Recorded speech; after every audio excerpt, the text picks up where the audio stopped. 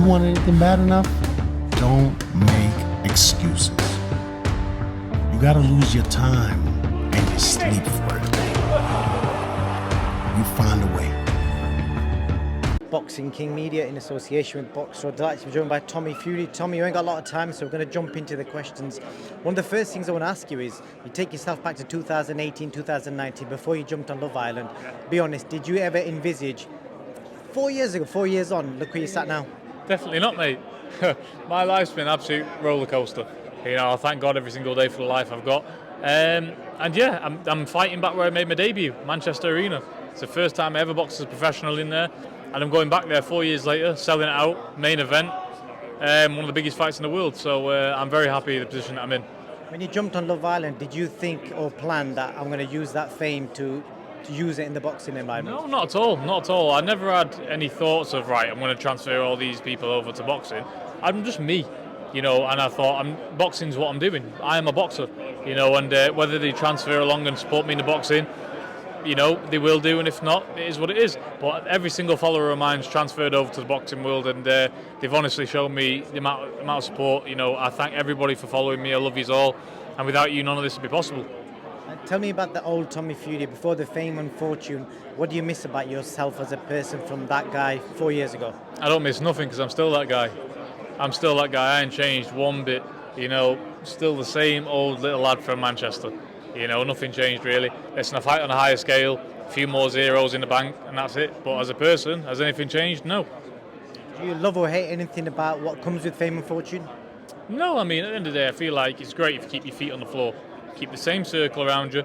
Don't let anybody new in. You just keep your feet firmly on the ground. And how can it be bad?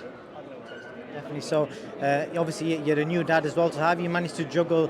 You know, I'm guessing you've been helping out at home, juggling that with making weight, training for this fight. I haven't been. You know, I'm probably the only guy of this whole circus who's done that. You know, I've been away from my family for 10 weeks in training camp. You know, I've got a job to do, and it's for them. They understand it. I'm thankful that I've got such a great family around me to know that. You know, Molly's holding the fort down at home, and she's doing an absolutely amazing job, and she's a beautiful superstar of a mother. While we were in Saudi, I remember your dad saying that he fasted on the day of your fight. He didn't eat nothing. I think he was drinking water, but he didn't eat nothing up until that day. Is he doing something similar again? I don't know. I think that could have been because he was in Saudi. I'm not sure. I think he fasted in the name of Jesus, and I think he felt like it was his way of sacrificing that for a win for you. Well, in that case, yeah, he will be doing.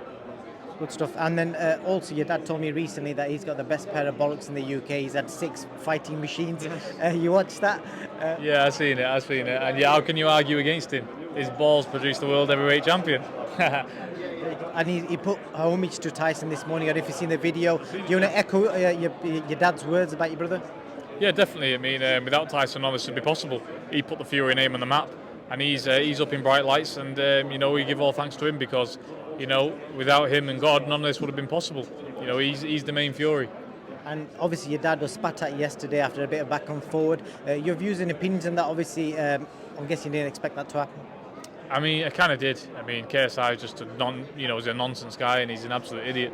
So at the end of the day, I'm not really interested. We're fighting in 2 days, so you know, he can talk and shout and scream and dance all he wants. It's not going to make a difference on Saturday.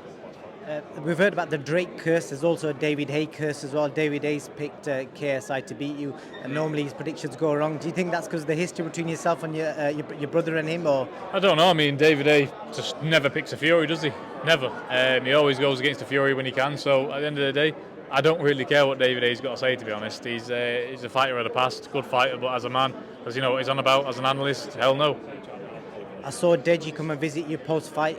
He showed you loads of love. Have you guys spoken to each other in this build-up? No, not in the build-up, no, but I don't mind DEJI. He's good. DEJI, he's a good lad, and he was a nice kid in Dubai. You know, I can only go off face value. Prediction for Salt Puppy or any of the undercard fights you're looking forward to watching? I don't know, mate. I don't know a clue about the undercard. I'm not following it. Any final words to your fans? Tommy, appreciate your time. Thank you all for supporting me. Make sure you tune in Saturdays. This is for you guys. I thank you and love you all, and God bless. Top man, thank you. Thank you. You want anything bad enough? Don't make excuses. You gotta lose your time and your sleep for it. You find a way.